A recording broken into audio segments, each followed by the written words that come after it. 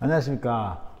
지난 시간에 이제 그 몽골이 세계를 지배하는 대제국을 만들었다가 민족 차별 정책 때문에 화가 난 한족들의 반란이 계속 잇따르면서 결국은 도로 몽골 쪽으로 쫓겨나갔다. 그리고 그 한족의 반란을 이끌었던 인물 주원장이 명나라를 세웠다. 거기까지 했습니다. 자, 이제 이 주원장도 이제 아시겠지만 이제 주원장도 이제 명나라를 세워서 중국의 지배자가 됐으니 주원장 이렇게 이름 부르면 안 되겠죠? 그래서 이분을 뭐라고 부르느냐? 태조라고, 명나라 태조 홍무황제라 그래요. 흔히 그래서 홍무제 이렇게 부릅니다. 자, 이 주나라 죄송합니다. 자, 이 명나라 홍무제의 가장 중요한 정책은 뭐였냐면은 금나라로부터 다시 또 몽골로부터 거의 수백 년간 계속 그 북방 민족의 지배를 받았던 한족의 자존심을 다시 세우고 그리고 문화를 회복하는 거였습니다. 즉 한족의 문화를 다시 회복하기. 그래서 제일 먼저 한 일이 뭐냐면 몽골식 풍속을 금지하는 거였죠. 그래서 그 당시 그 중국인들에게 유행하고 있었던 고려양, 우리나라 이 고려 스타일조차 몽골 풍속이다 그래가지고 금지가 돼가지고 이게 그 순환을 겪었다라고 이렇게 얘기를 합니다. 자, 어쨌든 몽골 풍속을 금지하고 그 다음에 그동안 무시당하면서 흩어져 있던 그 중국의 고전과 사상과 이런 것들을 다시 복원하고, 그럼 제일 먼저 무슨 제도부터 다시 재개했을까요? 그렇죠? 과거 제도부터 다시 이제 실시를 하는 거죠. 과거부터 다시 실시하고 그 다음에 뭘 세우죠? 그렇죠. 학교를 세우면서 한족의 문화를 다시 세우려고 했습니다. 그리고 이제 그 황제 권한을 강화해서 강력한 중앙집권 국가를 만들고 백성들을 좀 빡세게 그 통치를 했던 사람입니다. 이렇게 빡세게 통제를 하려고 했던 사람입니다. 무엇보다도 나라를 세우는데 큰 공을 세웠던 공신들, 그리고 자기 외척들을 자기 아들이 황제가 되었을 때를 대비해서 제거한다. 그래서 아주 대대적인 숙청을 했습니다. 이 명나라 태조 홍무제는 하여간 그 공신과 외척의 저승사자였습니다. 농담 삼아 신하들 중 30%가 이런저런 핑계로 다 목숨을 잃었다 그럴 정도니까요. 동창, 서창 이런 감시기구예요. 요즘 말로 국정원, 미국의 CIA 같은 데겠죠. 그런 데 만들어가지고 신하들의 일거수일투족을 감시를 하고 조금이라도 황제에게 약간 불만을 가진다거나 이런 게 있으면은 심지어는 어떤 사람이 책에 그림을 그렸는데 그 말의 발이 커요. 그림에 나오는 말의 발이 큰데 이게 그 당시 황후가 마씨였어요. 그러니까 이놈은 우리 황후더러 발 크다고 지금 비웃는 거지. 그래가지고 그 말 그림 그린 사람까지 끌려가서 목이 달아나는 아주 무시무시한 시대였습니다. 이렇게 무시무시한 시대를 이끌자 이제 보다 못한 태자가 아바마마 왜 그렇게 사람을 자꾸 죽이십니까? 그러자 그 태자에게 자기 옛날 신하들을 이렇게 보여줍니다. 그 몽골과 싸웠던 역전의 용사들이죠. 이렇게 보면서 자, 너는 태어날 때부터 왕자라서 잘 모르는 모양인데 너 얘들을 보면은 호령하면서 명령을 내릴 수 있겠냐? 그런데 대답을 못하고 이 태자가 그 장군들 앞에서 두려운 모습을 보였습니다. 얼마나 무섭겠어요. 이렇게 어린 왕자가 그 무시무시한 몽골과 싸웠던 장군들이 우락부락한 얼굴로 태자모모! 이러고 있는데 굉장히 무섭겠죠. 그러자 거 봐라! 그러더니 또 이제 막 장군들을 죽이고. 그런데 이 태자가 또 죽었어요. 그러니까 이제는 태자가 아니라 그 태자의 아들, 더 어린 손자가 다음 황제가 될 판이에요. 그러니까 야, 이거 안 되겠다. 좀 더 죽이자. 그래가지고 공신과 외척을 또 더 많이 죽이고 아주 무시무시한 시대였습니다.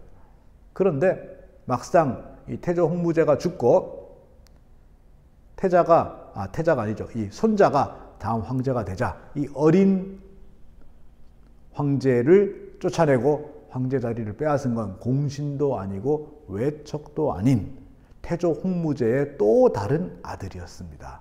그 사람이 바로 누구냐 하면은 연왕주치라고 부르는 사람인데 오늘날의 베이징 지역을 당시 연경이라고 불렀거든요.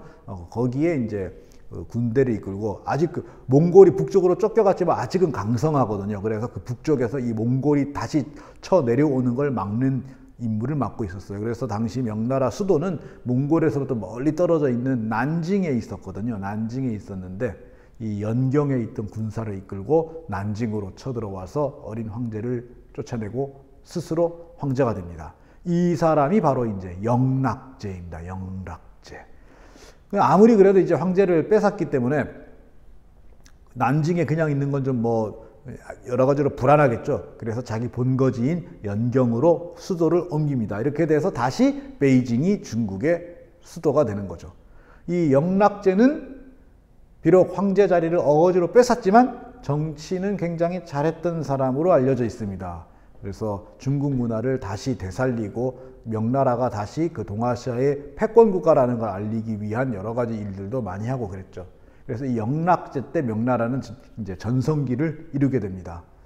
특히 이 영락제가 그 정화라고 하는 장군에게 명하여 시킨 대규모 원정, 이게 정화의 항해, 대항해라고 부르는데 이제 해군 제독이에요. 그래서 이 정화가 거대한 함대를 몰고 다니면서 뭐 일설에 의하면은 태평양을 건너가서 오늘날 캘리포니아 쪽에 있는 그 아메리카에도 갔다 왔다 뭐 이렇게 얘기하는데 아직 확인을 못했지만요. 어쨌든 그 정도는 머나 먼 항해를 하면서 배 닿는 곳마다 가면서 명나라가 이렇게 강한 나라니 너희는 조공을 바쳐라 뭐 이러면서 대규모 원정을 했다고 합니다. 당시 정화가 몰고 다녔던 그 함대의 배 사이즈와 그와 비슷한 시기에 그 대서양을 지나가서 아메리카 대륙을 발견했다는 콜럼버스의 배 산타마리아호를 이렇게 비교한 그림입니다. 당시 정화의 함대가 얼마나 어마어마한 함대였는지 여러분 아마 이걸 보면은 짐작할 수 있을 겁니다. 그렇게 해서 이 정화가 이렇게 먼 곳까지 항해를 해서 곳곳에서 조공을 받아오게 됩니다. 이 명나라가 아주 그냥 우쭐우쭐하던 시절이죠. 그리고 이제 이 정화의 함대가 이렇게 정화가 이렇게 다니면서 이것을 통해서 이제 바닷길로도 일종의 실크 비단길이 열리게 되는 거죠. 그래서 이때부터 그 바다 비단길이 열리게 되고 많은 중국 상인들이 이 바닷길을 따라서 이 곳곳에 가서 이제 정착해서 장사를 하게 됩니다. 이들이 이제 바로 뭐라고 불리는 사람들이죠? 그렇죠? 화교라고 불리는 사람들입니다. 오늘날 보면 이렇게 세계 곳곳에 차이나타운 없는 데가 없잖아요. 곳곳에 다 차이나타운이 있는데 이렇게 중국 사람들이 막 세계 곳곳에 나가서 자기네 그 마을을 만들어가지고 살게 된 계기가 바로 이 정화의 원정이었다. 이런 거 정도 알아둡시다. 그러나 이 영락제 이후의 명나라는 그렇게 잘 나가지 못했습니다. 영락제 이후의 황제들은 그 영락제만큼 능력도 없었고요. 또 외척들을 다스리지도 못했고 무엇보다도 환관들, 간단히 말하면 내시죠. 이 내시들의 권력이 점점 세지게 됩니다. 이건 이제 태조 홍무제가 외척과 공신들을 억제하기 위해서 자기 측근들만 이게 믿었거든요. 그래서 이 몰래 감시했다 그랬잖아요. 이 감시하는 역할을 많이 담당했던 게 내시들인데 그러다 보니까 오히려 내시들의 권력이 세진 거예요.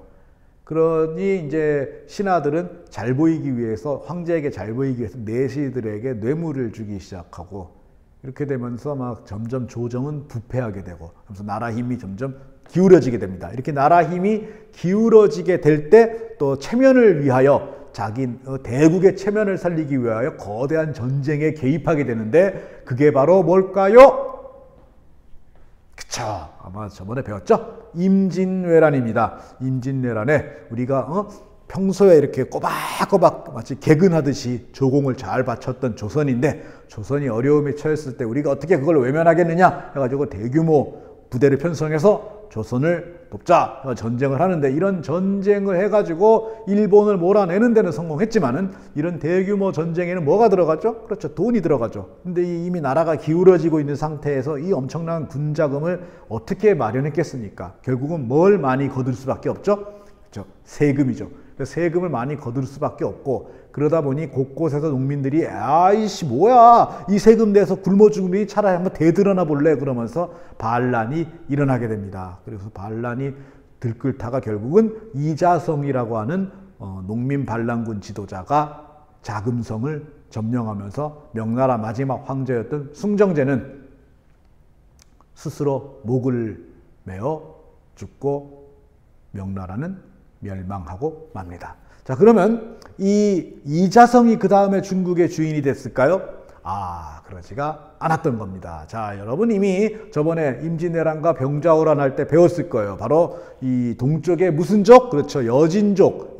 자기들이 이 당시에는 이제 여진족이 스스로 이제 만주족이라고 불렀어요. 바로 이 여진족이 통일된 나라를 만들었는데 바로 누르하치라고 하는 지도자를 따라 통일된 나라를 만들어서 처음에는 이름을 옛날 그 중국을 지배했던 여진족의 나라 금나라를 따서 후금이라고 지었다가 나중에 청이라고 바꿨다 아마 기억나실 겁니다. 이자성이 명나라를 멸망시키자 그 이자성을 토벌한다는 핑계를 대고 만리장성을 넘어가서 결국 이자성 세력을 무찌르고 중국의 주인이 되는 겁니다.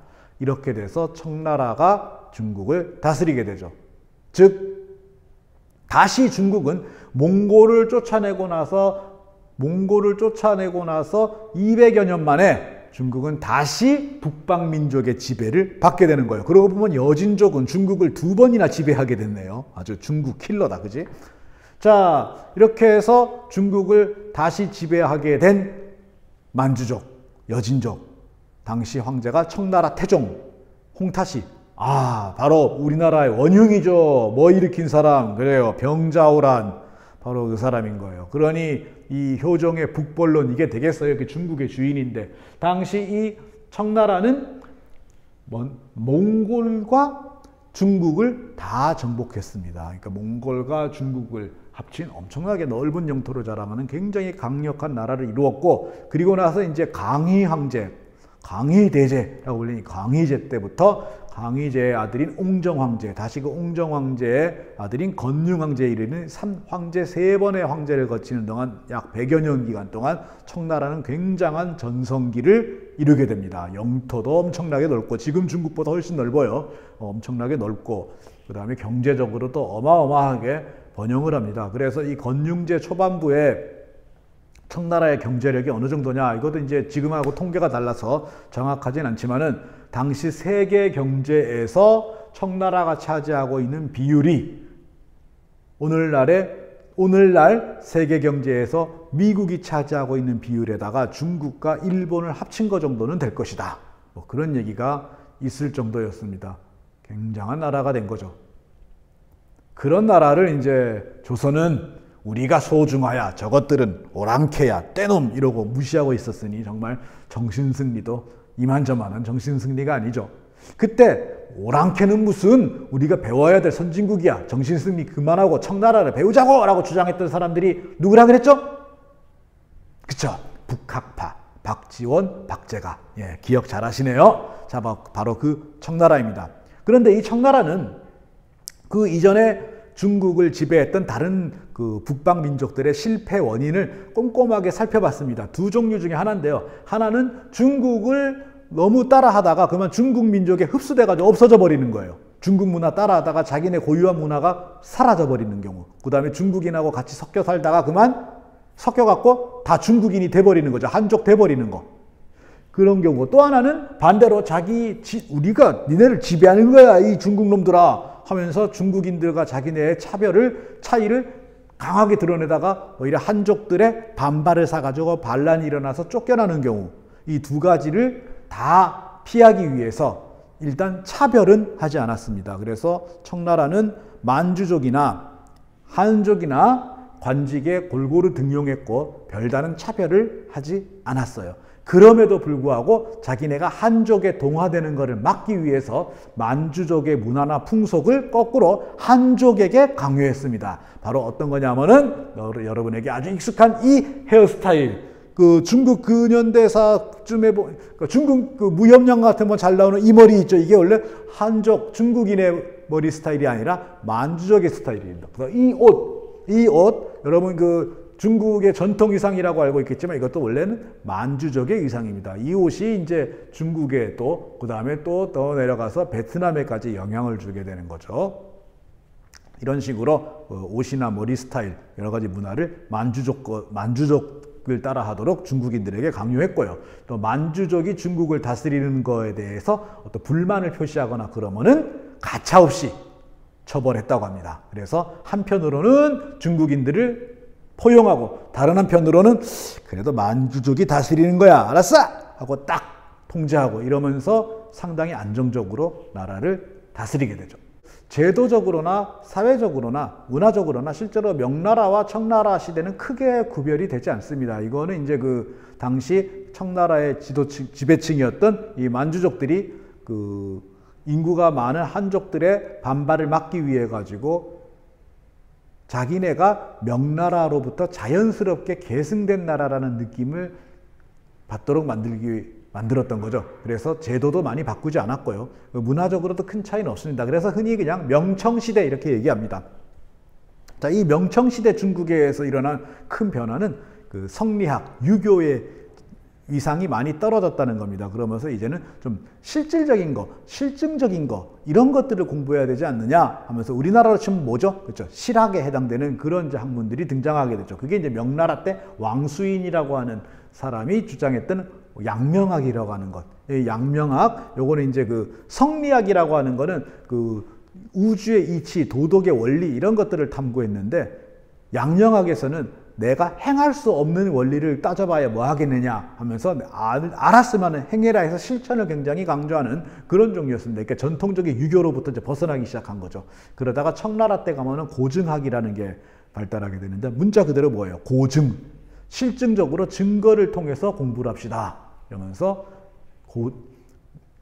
어떤 면에서는 근대 과학의 정신과 비슷한 그런 식의 학문이 발달하게 됩니다. 그게 이제 그 명청시대 때 그 학문의 굉장히 중요한 특징이고요. 그리고 이제 명청시대는 무엇보다도 상업이 굉장히 발달했던 시대입니다. 상업이 발달해가지고 근대적인 기업에 가까운 형태, 그걸 행이라고 불렀어요. 행이라고 부르는 그 회사들이 막 만들어지고 그랬습니다. 이게 이제 화폐 경제가 굉장히 발달했기 때문인데, 우리나라에서 이제 그 대동법이라고 하는 게 만들어진 때처럼 이 명나라, 청나라에서도 조용조 세법이 너무 복잡하다. 이거를 그냥 하나로 통일하자 해가지고 그 세금을 하나로 통일해서 받는 식으로 바뀌게 되는데 그거 뭘로 바꿨느냐? 은으로 바꿉니다. 그래서 됐다, 그 공납이고 뭐 군포고 저기 뭐 조세고 다 됐으니까 그냥 다 합쳐가지고 그냥 뭘로 내? 은으로 내.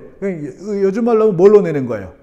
돈으로 내 이거죠. 그래서 좀 이때부터 은이 그 명나라, 청나라에서는 돈으로 사용됐습니다. 은화가 사용된 거죠. 여러분 그 중국 무협영화 같은 데 보면 이렇게 가다가 주막 같은 데 가가지고 이렇게 은덩어리를 갖다 돈으로 딱 내놓고 그러는 거 아마 보신 적이 있을 거예요. 그게 이제 돈을 쓴 거예요. 그러니까 돈으로 모든 걸 거래하게 되니까 거래가 굉장히 쉬워지고, 그러니까 상업이 발달하게 되고 상인들이 많아지게 되고, 상인들이 많아지게 되니까 이들이 회사를 세우게 되고, 회사를 세워갖고 공장을, 그러니까 수공업이지만 어쨌든 공장 같은 거를 세우죠. 공방에 가깝겠죠. 그러면서 어떤 근대 자본주의 시장 경제의 어떤 싹 같은 게 좀 나오고 있었던 게 이제 명나라, 청나라 시대의 일입니다. 명나라, 청나라 시대는 여기까지 하고요. 자, 그런 한편 그러면은 아까 임진왜란 얘기 나왔으니까 이제 일본 마무리 지읍시다. 저번에 일본은 그 가마쿠라 막부가 그 몽골의 침략 때 싸우다가 힘이 약해지면서 통제력을 잃어버렸다. 여기까지 했죠. 그러다 이제 가마쿠라 막부가 무너지면서 이제 무로마치 막부가 들어서게 됐는데요.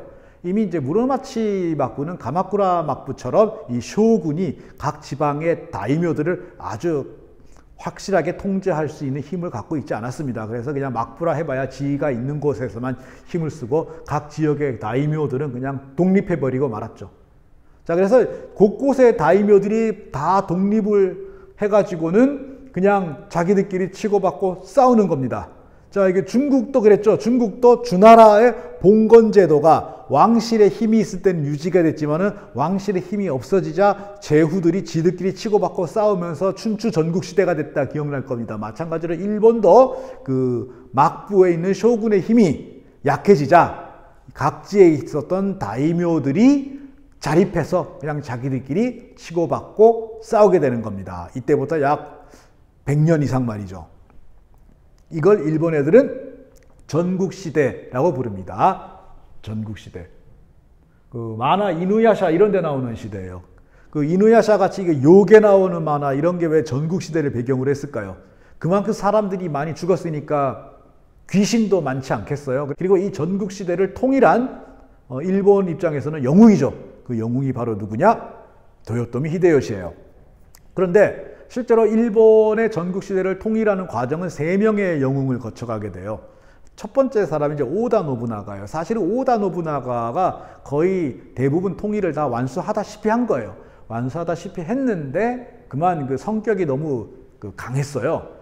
너무 강해가지고 부하들을 조금 혹독하게 다루는 면이 있었거든요. 실수하면 막 질책하고 막 잘못하면은 막 처벌하고 막 이러다 보니까 불만을 품은 부하 선에 암살을 당하고 맙니다. 그리고 나서 오다 노부나가가 암살당하면서 혼란에 빠졌을 때 재빨리 그 자리를 차지한 사람이 도요토미 히데요시예요. 도요토미 히데요시는 원래 출신이 굉장히 미천한 천민에 가까운 출신이었다 그래요. 그런데 오다 노부나가의 하인 같은 존재로부터 시작해가지고 차곡차곡 단계를 밟아 올라가가지고 이 일본을 지배하는 위치까지 올라갔으니까 굉장히 사실은 우리나라 쳐들어왔던 것만 빼면은 위인전에 올라갈 만한 그런 스토리를 갖고 있는 사람이긴 하죠. 약간 과대망상도 갖고 있었지만 어쨌든 임진왜란의 원흉인 이 도요토미 히데요시가 일본을 통일했다. 일본을 통일하고 나서 임진왜란을 일으킬 때 도요토미 히데요시가 제일 두려워하던 사람이 누구냐면 도쿠가와 이에야스예요. 도쿠가와 이에야스도 역시 유력한 다이묘 중에 하나였는데 도요토미 히데요시가 이 통일을 할 때 싸우지 않고 그냥 우리 같은 편 먹어요 하면서 이제 같이 들어온 거예요. 그럼에도 불구하고 도요토미 히데요시는 이 도쿠가와 이에야스를 견제하기 위해서 원래 도쿠가와 이에야스가 다스리던 땅 오늘날의 그 나고야 근처예요. 거기에서 쫓아내고 저쪽 동쪽 끝에 간도 지방으로 쫓아내서 거기를 영지로 삼게 했어요. 그게 오늘날의 이제 도쿄 근처죠. 지금은 도쿄가 일본의 중심이지만 그때만 해도 도쿄 쪽은 거의 늪지대에 가까운 곳이었어요. 근데 거기에 대해서 나를 왜 이런 곳으로 보내십니까? 이러다가 괜히 목숨을 날리거나 하지 않고 네, 주군께서 가라고 하면 가져 하고 살살 웃으면서 가서 그 일대를 부지런히 간척을 해가지고 오늘날의 도쿄로 만든 사람이 도쿠가와 이에야스입니다. 정말 무서운 사람이죠. 근데 이 도요토미 히데요시가 임진왜란을 일으키려고 각 지역의 이 다이묘들에게 자, 가서 전쟁을 수행하라 하고 명령을 내리니까 전부 나름 임무를 받아야 될 거 아니에요. 그런데 이 도쿠가와 이에야스가 뭘 청했냐면은 저는 저기 후방에서 열심히 농사를 짓고 보급을 해가지고 바치겠습니다. 아주 돈을 쓴 거죠. 도요토미 히데요시가 그거 괜찮아. 그래가지고 이제 임진왜란 때 힘을 잃지 않고 후방에 남는 데 성공을 했습니다. 이 도쿠가와 이에야스는 어쩌면은 임진왜란이 실패로 끝난다는 걸 알고 있었던 거죠. 그래서 이 도요토미 히데요시가 조선과의 싸움에 엄청나게 힘을 낭비하고 있을 때 도쿠가와 이에야스는 조용히 도쿄 쪽, 그때는 도쿄를 에도라고 불렀어요. 그 에도에 앉아가지고 시간을 기다리는 겁니다. 그러다가 도요토미 히데요시가 죽고 도요토미 히데요시가 죽고 임진왜란이 끝나자 그때부터 서서히 내가 그동안 이때를 위해서 힘을 비축해놨지 이 새끼들아. 그러면서 들고 일어나서 도요토미 히데요시의 어린 아들을 죽이고 그 자리를 빼앗게 됩니다. 그 자리를 빼앗는데 당시 도요토미 히데요시의 본거지가 오늘날 오사카거든요. 오사카인데 거기 그리고 이제 수도는 오사카 바로 옆에 있는 교토죠. 그런데 거기에다가 이제 막부를 세우려니 조금 찝찝하니까 자기 본거지인 에도에 막부를 세우게 됩니다. 그래서 이때부터는 에도 막부라고 부르게 되죠. 사실 그 도쿄와 교토 사이의 거리는 서울, 부산보다 멀어요. 굉장히 먼 곳인데 그래서 천황은 교토에 있는데 막부는 저 멀리 그 에도, 도쿄에 있는 이런 식으로 이제 나라가 운영되는데 실제로 수도는 이때부터 어디로 넘어간 거예요. 그래서 이게 도쿄로 넘어간 거예요. 에도가 그래서 오늘날 도쿄인 에도가 일본의 여러 가지 정치, 문화, 상업 등등의 중심지로 성장을 하게 됩니다. 그리고 이 에도 막부 시대 때는 이제 전쟁이 없어요. 도쿠가와 이에야스는 이제 자기가 천하를 완전히 평정했기 때문에 더 이상의 전쟁은 없을 것이다. 그래가지고 문치주의를 표방합니다. 그래서 이때부터 일본은 더 이상 사무라이의 나라가 아니게 됩니다. 이게 이제 17세기 일인데 17세기부터 약 200년간 일본은 굉장히 평화로운 시대를 유지하면서 이제 경제와 문화가 널리 크게 발달을 하게 되죠. 그래서 일본 사람들은 아직도 그 과거를 이렇게 회고할 때 어느 시대가 좋으니 그러면은 에도 시대를 제일 그리워한다고 합니다. 200년간 평화가 유지되면서 경제적으로 문화적으로 번창했던 시대. 이게 이제 일본인들의 머릿속에 들어있는 에도 시대죠. 일본이 이제 에도 시대를 맞이해서 점점 이렇게 번창하고 있을 때 우리는 이제 세도 가문, 세도 정치의 시대가 되면서 점점 어지러워지고 있었던 거죠. 어떤 면에서는 우리는 점점 가라앉기 시작하고 일본은 점점 올라오면서 그 교차점에서 만난 게 우리가 그 역사적인 치욕을 당한 경술국치 한일합방이 아닐까 이런 생각을 하게 됩니다. 자, 이제 이렇게 해서 그 동아시아의 역사는 여러분 2학년 과정에서 배울 내용을 다 한 것 같네요. 그럼 이제 다음 시간에 이제 어디로 가느냐? 서양으로 가보도록 하겠습니다. 서양의 역사. 자, 여기까지 오느라고 고생 많았습니다. 고맙습니다.